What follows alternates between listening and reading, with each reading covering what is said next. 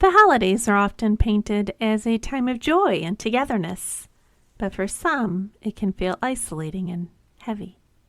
Maybe you're missing a loved one, navigating strained family relationships, or simply feeling disconnected in the midst of all the celebrations. And you know what? That's okay.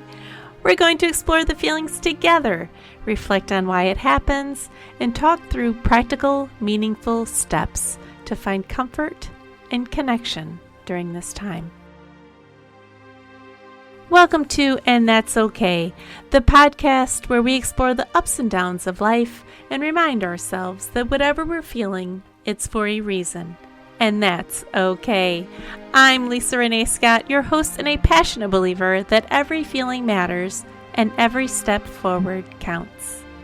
Each week, we'll dive into real-life challenges, share relatable experiences, and offer actionable steps to help you navigate through it all.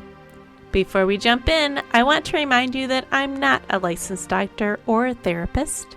I'm here to share experiences and insights that have worked for me and others like me. Loneliness during the holidays is more common than many of us realize. It's not just about being physically alone. You can feel lonely in a crowded room or even while surrounded by loved ones.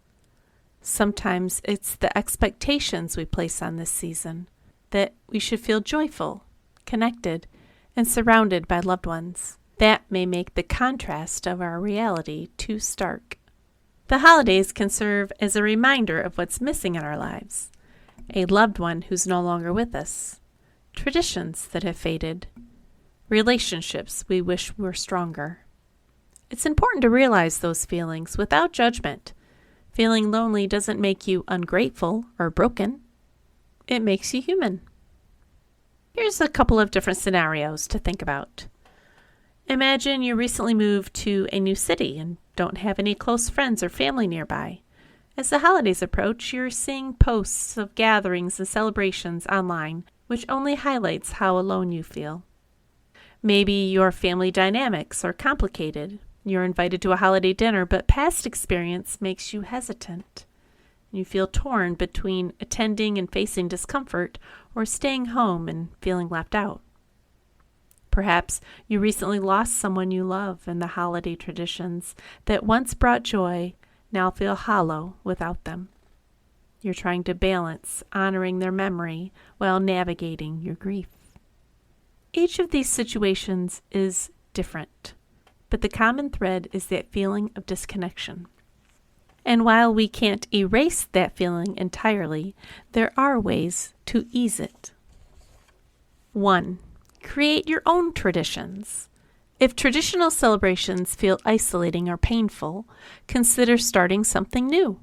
This could be as simple as a quiet morning walk with a hot drink, volunteering at a local shelter, or hosting a Friendsgiving for others who might also feel alone. 2. Reach out intentionally. Sometimes loneliness can make us withdraw, but connection often starts with a small step. Send a text to someone you've been meaning to check in on. Join a community group or virtual event that aligns with your interests. Even reaching out to a neighbor can spark a connection. 3. Honor your feelings. Give yourself space to feel the sadness or grief without judgment. Write about it in a journal. Light a candle in memory of a loved one, or talk with a trusted friend. Acknowledging your emotions can help you process them rather than letting them weigh you down. 4. Practice presence. When loneliness feels overwhelming, grounding yourself to the present can be a powerful tool. Try deep breathing exercises. Practice gratitude by listing 3 things you're thankful for each day. And engage in a creative activity like baking or crafting. 5. Find joy in the small moments. Joy doesn't have to come from big celebrations. It can be found in the little things, like watching your favorite holiday movie, savoring a warm cup of cocoa, or listening to music that uplifts you. Give yourself permission to seek out these small moments of happiness. Today, we've explored the reality of holiday loneliness and validated that it's okay to feel this way. We've reflected on how the season's expectations can sometimes amplify our sense of disconnection. And we walk through 5 action steps to help you navigate these feelings. 1. Create your own traditions. 2.